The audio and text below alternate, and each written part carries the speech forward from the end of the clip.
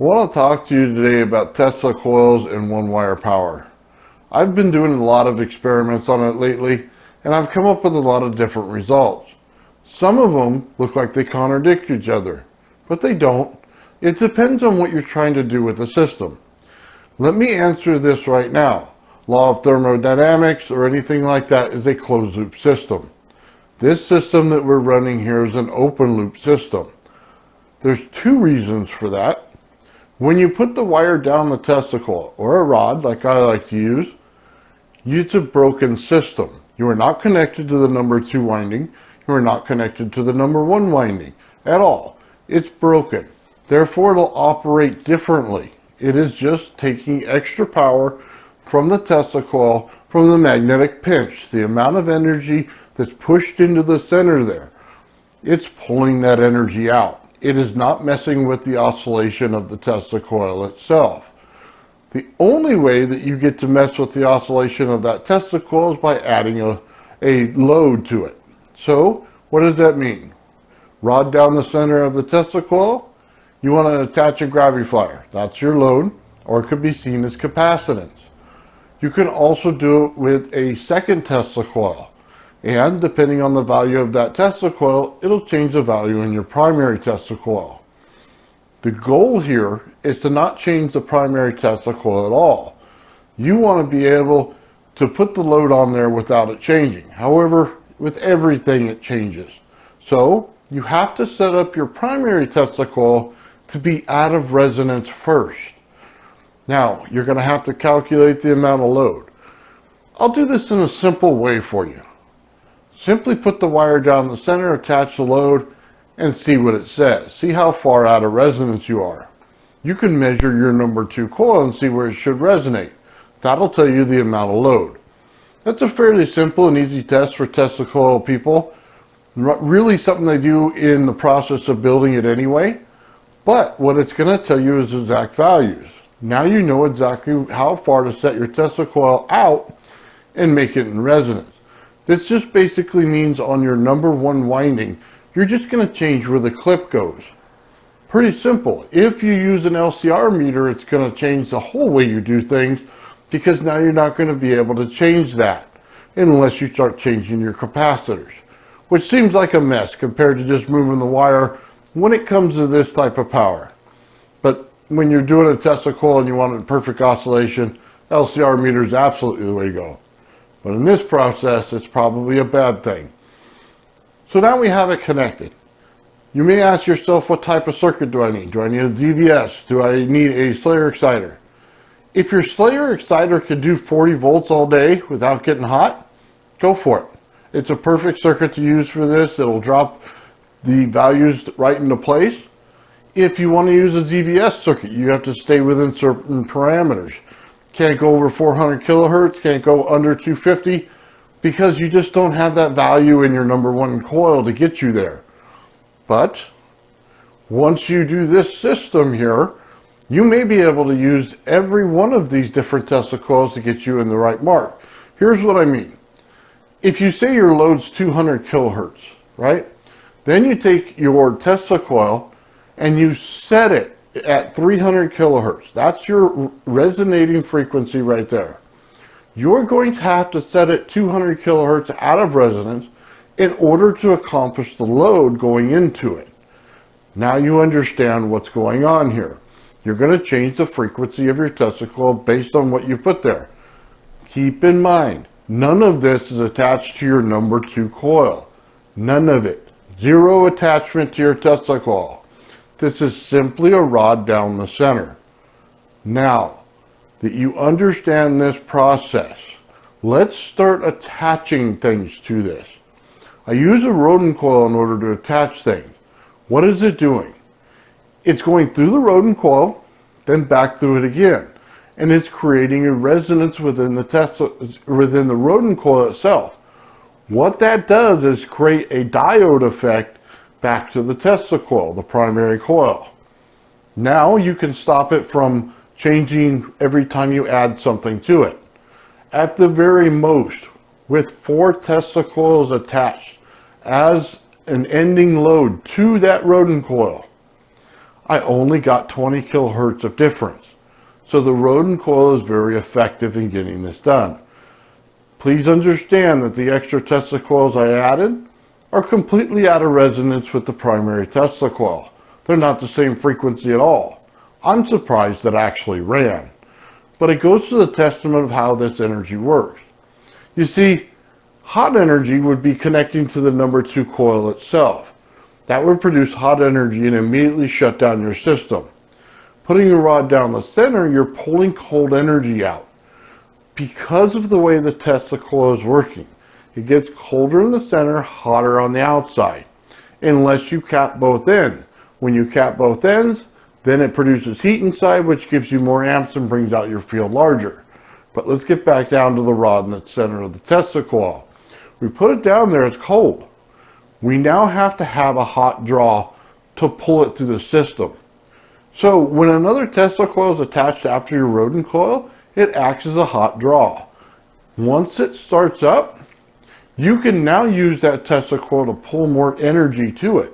So when you put a light bulb in there, that brings heat to the system. The more heat you bring to the system, the more radiant energy it'll have. It's a pretty simple process. If you understood your first Tesla coil properly, then this makes perfect sense in exactly how you connect it. Now, how many can you get before you get to the end? So far, I've gotten 5. That's pretty good, and they all light up really bright. Now, I've also done testing where you put the actual fluorescent tube into the ground. What's going on in that process? Well, if you simply connect it from the end of your rodent coil with a wire connected to the bulb, and then you push the bulb into the ground itself brings up energy, about 20% more power than what your Tesla coil is pulling out of it. What stops it from going beyond that point is it's a tube. It has a set amount of capacitance that's going to take. It'll light to its brightest and be done. That's it. Now, what happens when you have a load on the end, but it has no value of capacitance? It'll continue to grow. In my Graviflyer, it's simple. I make a field bubble, and I'm trying to fill it up with energy. When I do this, it'll continue filling until I stop it. You see, it has no capacitance level. So it continues to grow and grow and grow and grow until I use that energy. Being that it's cold, heat itself in too much abundance will destroy that energy and use it. We don't want to do that. We want to keep the energy to be filled inside the bubble. We never want to use it. Not in that way. Heat will ruin that system. It'll immediately take a cold system and make it hot. That's a bad thing. You never want to do that. It'll fry every part that is attached to that Tesla coil. It's that simple. I've had it happen. I've ruined full Tesla coils because of it. So I'm telling you the answer up front now. When you put the Graviflyer in there, what's going on? Graviflyer is attached to the ground, so it acts as the second ground. Just like the light bulb touching the ground, it's pulling that energy into it. Now I'm filling up an abundant amount. It just keeps growing because the field bubble keeps growing. So I'm putting in the energy itself. What's the greatest advantage of this?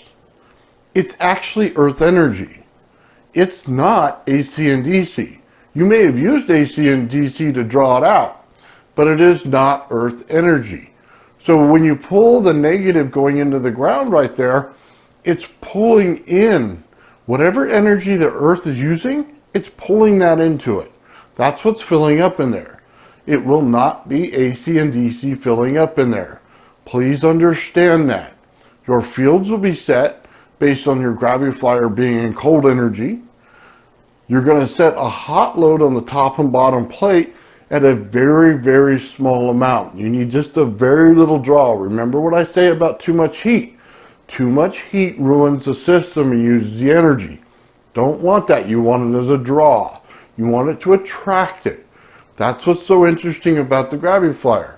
In order to fill the bubble, you have to attract it with a little bit of heat in order for the cold energy to fill up inside the bubble. It's a perfect understanding of a system that somebody invented, and it's up to us to understand it properly.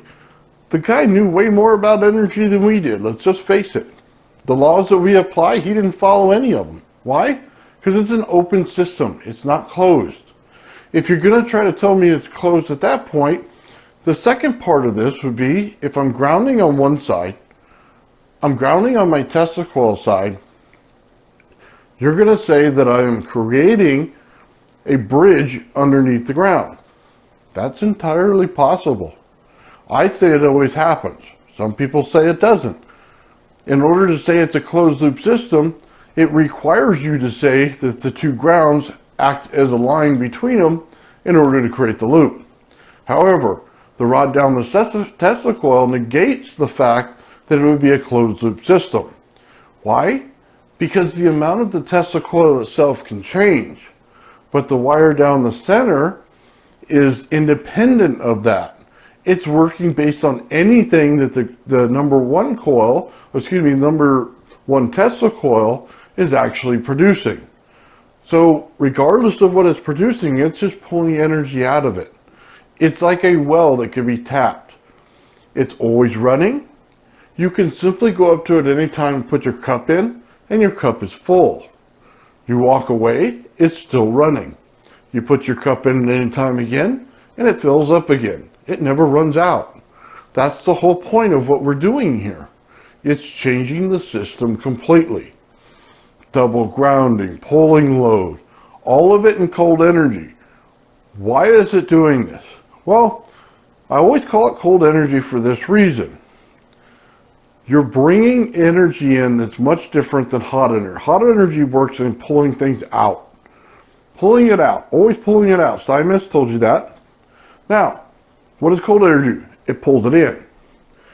So if you use a big thick wire, say I want to use a wire for my house, and I want to attach it to cold energy, what happens? The energy dissipates. Why? It cannot saturate that wire with the energy. That's the point of your dielectric. It must saturate the wire. So if I run 34 gauge, then it'll saturate quickly and produce a ton of energy. If I use 14 gauge, it won't be able to saturate it. So the energy is lost in the wire. That doesn't happen in hot energy in that way, only in the cold side of energy. When I say cold, I take room temperature and below, ambient temperature outside. Whatever the temperature is and below, that's what it is. If you're freezing out there, well, it's got to go lower than that, which isn't hard. If you've worked with this energy enough, you can see things that get frost on them. I actually get a 20 Fahrenheit drop in my Graviflyer, not in the Tesla coil, in my Graviflyer. It'll drop in temperature. I am pulling a ton of cold energy in there. Now, what does it mean? When you pull so much cold energy in there, understand this, you also have heat coming from the top and bottom plate. The heat goes around the cold and forms the bubble. When you get into bubble building and understanding of fields, if you truly understand it, you'll understand it based on cold and hot, not so much the energy type. It has to be the difference between cold and hot because one pushes the other. It's a complete understanding, and it's a whole separate video to get into. Now, all of these tests have been shown on my Graviflyer. Every single one of them, where I pick up the energy, where I show you the Tesla coil changing in value, where I show you the fields themselves and how to build them. I actually show you the energy going into my Graviflyer where it picks up a ton of energy. All of these tests have been done. With the one wire energy, I've done those tests as well. I continue to push the boundaries, whether it's outside in a pond, whether it's outside on my grass, whatever it is, I'm pushing those boundaries so that you can see all the tests and understand this power. It is different. It is not hot power. It is not the same thing you calculate in physics. Physics has not discovered this type of power yet. Let me make that clear. This is unknown to their physics. It is why they don't understand dark energy or dark matter, because they don't see the cold side of it, or from where the temperature is in the area and below. They only see the energy from where it is and above. That's the difference in this. And it doesn't follow the laws that you want to apply to it because it's an open loop system, not a closed loop system. I hope by explaining this you can see why I'm using it in the Graviflyer, why Alexa used it in the Graviflyer, why it changes the complete understanding of that whole system. By the way, that Graviflyer is the greatest tool to teach somebody exactly how to build something, the laws of this stuff, how each field is built, how much energy to put in the system, how much we just rule out things that we don't even look for in a system, like the ground pulling more energy in. Most people who don't build Tesla coils wouldn't understand this concept at all. Those who do build Tesla coils still have to see it. They still have to put it into the ground and understand it. Then, when I connect the wire down the center, a lot of people don't even understand that. But now I hope by watching these experiments and these videos, you truly do start to understand it. It's going to open up a whole new world. What we're trying to get to in this is very simple. I want my Graviflyer to lift one day, but until it does, I'm going to use it as a teaching tool. I'm trying to get one wire energy. I want to pull it at a distance. I want to be able to see how much I can actually put on this thing and how much energy it'll produce. I can tell you I could probably light up your house with light bulbs in it. Just the lighting, nothing else. I'm not trying to get crazy here. With that one wire energy. That's a massive amount of energy, but not necessarily the way you think. You keep thinking that when I put energy in, I'm taking the level of energy up. In this case, it's not working that way. I'm pulling a draw to pull everything through. Negative energy is pulling it through the whole system to the ground, to the heat source in the ground. In a hot system, I'm pushing it through. I'm not going to have to force my way through anything. I'm simply just going to pull it through. In a cold system, it's 100 times easier with less energy. So, hopefully you guys understand this. I really appreciate you watching the videos. I want to thank you guys for watching all of the videos that I put out on this subject. There's going to be more. There's more of an understanding going on here. And as we do more tests, we're going to get into it. One of the next tests that I'm going to do, just so I can preference this, is I'm going to add stuff around my primary coil and show you that by adding heat, it adds more heat into that wire. Then we're going to do it with a Tesla coil that's attached as one of the loads, and we're going to put something around that and show you the heat there and how much more draw it gets. It's an interesting experiment. It should teach us a lot. Anyway, thank you for watching and have a great day.